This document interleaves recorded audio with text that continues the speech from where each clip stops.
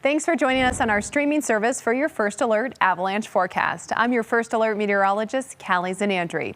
And joining me now is Brian Lazar from the Colorado Avalanche Information Center. Brian, it's been a really slow start to the season. Based on historical totals, is there still time to catch up? I was just looking at this yesterday, and I think this graph will explain that there is still hope. So I went back to all the SNOTEL records. This is statewide average snowpack going back to 1987. And I pulled up 5 years that most closely resemble where we sit here in the 2025-26 season. And you can see that on 4 of those 5 years, we did start to get snow in late January and early February and rebounded to very close to a long-term median. So they weren't great seasons, but they did end up being okay.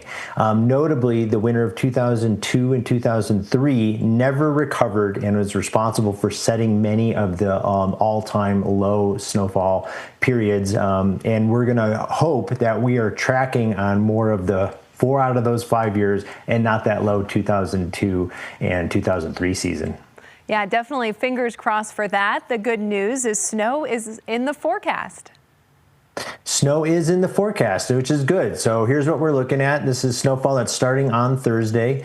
You can see that we're going to get a widespread, 6 to 10 inches across some large portions of the Colorado mountains, with some places, particularly maybe in the Park Range and those western Elk Mountains, maybe hitting a foot or more. Now, the not so good news is that new snow is falling on very weak snow, resulting in increased avalanche danger. What should people be on the lookout for? Yeah, that's exactly right. And if we look at just what happened over our last couple storms since the new year, this is a bar chart of the number of avalanches by day. And you can see that the last 2 storms that we had led to an uptick in the amount of avalanche activity and increasing size.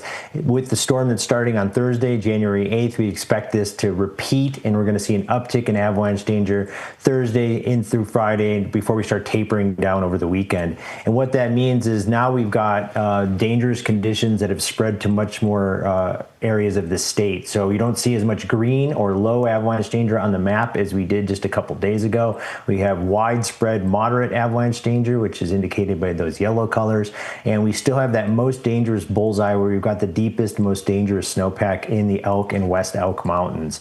And what is driving that is largely the persistent slab avalanche problem. So this is the avalanche problem that is failing on those buried persistent weak layers like you just mentioned. And what makes these avalanches really dangerous is they're hard to predict. They break across the terrain in really hard to predict ways, crossing ridge lines, breaking through the trees. You can trigger them from a distance or even from below. So you can see that these north facing and east facing slopes are the most dangerous. And those are going to require larger buffers when moving around avalanche terrain, including making sure that you're not below steep slopes, even if you're in flat or gentle terrain. And here is just snow profile that shows that we've got more than one weak layer to be concerned about in the snowpack. This varies depending on where you are in the state and at what elevation you are. But in the end, you've got some weak layers associated with crust that formed around Christmas.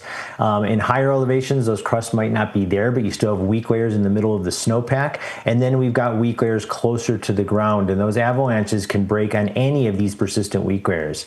Here's an example of a really large persistent slab avalanche in the West Elk Mountains that broke. You can see this one did not gouge down to the ground, so it was breaking on those mid-pack weak layers, but the size is getting quite impressive in these deeper snowpack areas. You can see how they're breaking across terrain features, crossing ridges and things like that. Here's an example from Treasure Mountain, right between Crested Butte near the Paradise Divide. And here's an example near Crested Butte from just yesterday, and you can see this avalanche broke on those weak layers near the ground. Another example closer to Vail are avalanches that broke on those mid-pack weak layers, but you can see that even those avalanches that don't break near the ground are quite dangerous. You can imagine how terrifying it would be to get washed to those cliffs and those rocks. The other thing that we have to worry about are these wind drifted snow. This is a storm snow instability, which is due to the new accumulating and drifting snow. You can see that the avalanche problem for the wind slab avalanches is overlapping on north through southeast aspects. So those are going to be the most dangerous slopes north through southeast at near and above tree line elevation bands. And here's what these wind slab avalanches look like. You're going to find the most pronounced wind drifting right at or just below ridgeline or terrain breaks, and even avalanches in the storm snow can grow big enough to be a threat. Here's a really good example of a wind-loaded pocket that this skier was able to trigger as soon as he started to approach steeper terrain.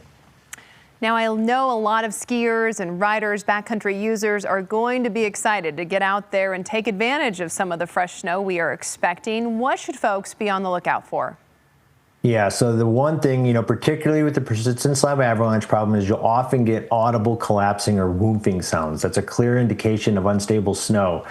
To the eye, both avalanche problems, the persistent slab avalanche and wind slab avalanche problems, can and will produce shooting cracks in the snowpack, and that's a really good indication that you found stiffer layers of snow that are going to have weak layers underneath them. So when you start to see shooting cracks or hear audible collapsing and whooping sounds, that means you need to move to more gentle terrain. Southerly facing slopes at lower elevations do offer safer riding options. Well, thank you so much for joining us, Brian, and we will see you back here next week for your First Alert Avalanche Report.